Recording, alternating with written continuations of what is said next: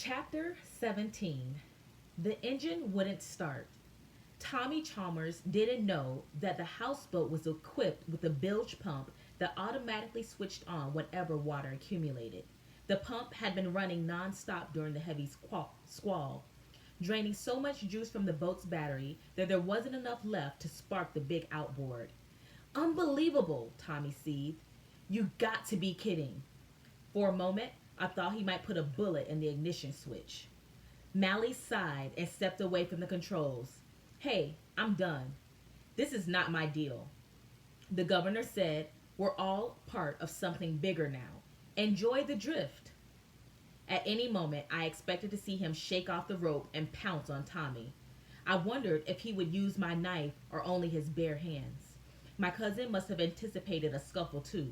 She moved to a corner of the cabinet, took off the bush hat, and sat down on her travel bag. This is no good, Mally. Tommy kicked the steering console. Can you say total flippin' disaster? Skink waited until Tommy calmed down before asking why his right hand was wrapped in a bloody t-shirt. Tommy refused to answer, so Mally provided a brief account of the catfish episode.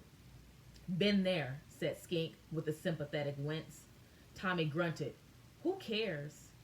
He won't let me put any medicine on it, Mally said. Why not? The governor asked. Tommy, are you a fan of pain? No, he's just stubborn. Tommy positioned the flashlight on the console with the feeble beam aimed at us. I peeked behind Skink and observed the knife blade going back and forth. When he makes his big move, I thought, it'll be epic. All right, I was imagining a triumphant phone call to my mother. We got Mally back. She's okay. I could picture Uncle Dan and Aunt Sandy rushing out of the house when we pulled up. They'd be crying and hugging my cousin so hard that her eyes would bulge. I could see myself down at the police station telling Detective Trujillo how the rescue went down. He'd be totally blown away. But back in real time, in the real world, Tommy Chalmers still had a loaded gun, and Skink still sat there wearing a crown of green water weeds and a snail shell crammed into one eye socket. Lightning crackled around us, and the houseboat spun in slow motion, pushing by the storm and pulled by the river's current. And my cousin, for reasons known only to her, decided to stir things up even more. TC, there's something we should tell you. Who's we? Tommy asked. I had no idea what Mally was going to say. Looking back, I guess I shouldn't have been surprised. She wanted Tommy to know he'd been outwitted. Matter of factly, she announced, Carson's real name is Richard. He's the cousin I told you about. Tommy needed a few seconds to process the information. What the hell's he doing here? He huffed. What do you think? He came to save me from you. Okay, that's bull. Nobody knew which way we went. I made sure of that. Well, he found us, didn't he? Mally said. See, some people really care, TC. They don't just fake it. It's called a conscience. Tommy blinked sweat beads off his eyelashes. And some people don't slug their boyfriends in the nose. You're not my boyfriend. You were never my boyfriend. Ha, yeah, right. He turned a bloodshot glare on me. I never bought your stupid story. I knew you definitely didn't steal no yacht and run for Cuba. And what about him, the old man? I said, he's just a friend who offered to help. You lie. Look at him. He's a bum off the street. Very classy, TC, said Mally, like you're one of the Kennedys. Or maybe you're a royal and you just forgot to tell me. Prince Thomas Chalmers of Kensington Palace, right?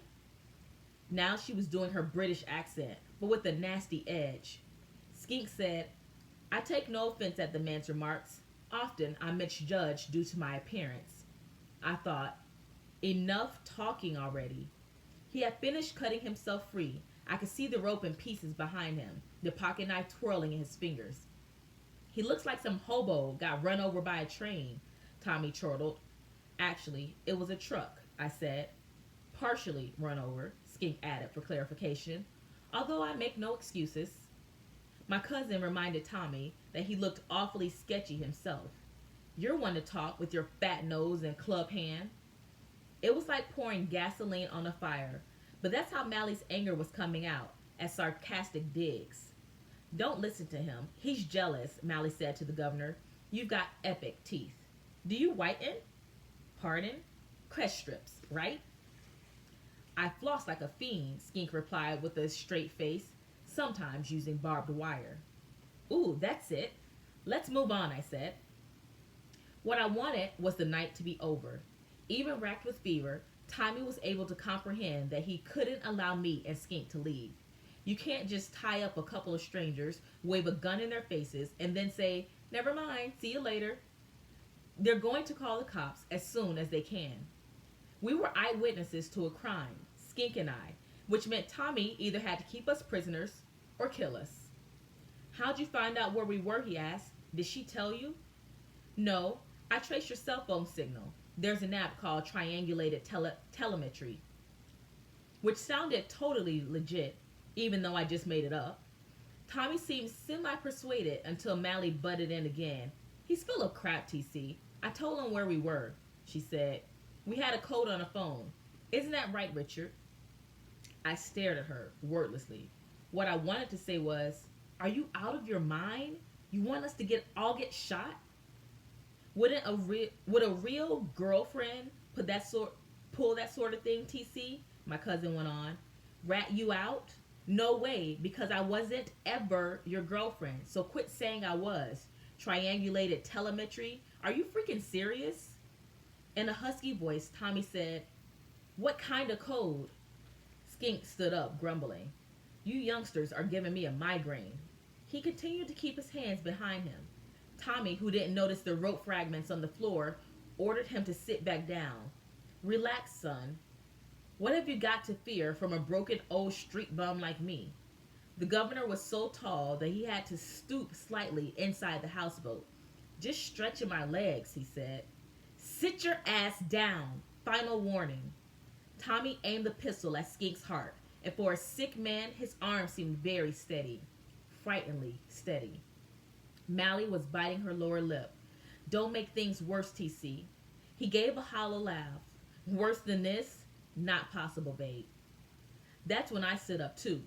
Not a hero move, I promise. When the governor lunged for Tommy, which I hoped would happen any second, my intention was to grab my cousin and get both of us out of there. Skink said, Thomas, let's review why your integrity is being questioned. Let's not, he snapped. You took advantage of this young lady's situation, her problems at home, by luring her into accompanying you on this trip. To make a personal connection, you hid behind a false name, the identity of a young Marine who died in combat. A hoax on your part that personally I find unforgivable. By the strobing flashlight, which was,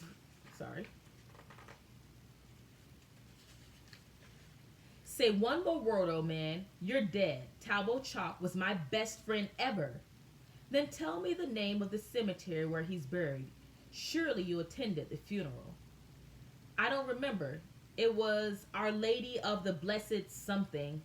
Wrong. Tommy was busted, and he knew it. He shivered wretchedly, but he didn't lower the pistol. I'm not a deeply religious person, Skink continued, but stealing a preacher's car is a slime dog move, even by the gutter standards of today's common criminal. I presume this houseboat was obtained the same way, by theft rather than an honest purchase. It's a loaner, Tommy said dully.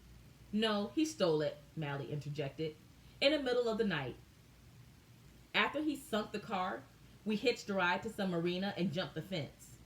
Skink brought his freed hand out from behind his back. No pocket knife. You're kidding me, I thought. Son, he said to Tommy, you've chosen the proverbial dead-end highway. Anyone who takes pot shots at a lovely waiting bird is a hopeless defective, in my view, an evolutionary mistake. There's a natural order to what happens to you next, an inevitable conclusion to all this low villainy. It was quite a performance. Dodge only probably heard the same sort of lecture before he wound up in the ambulance. Tommy wore a crooked, clueless grin. Oh yeah?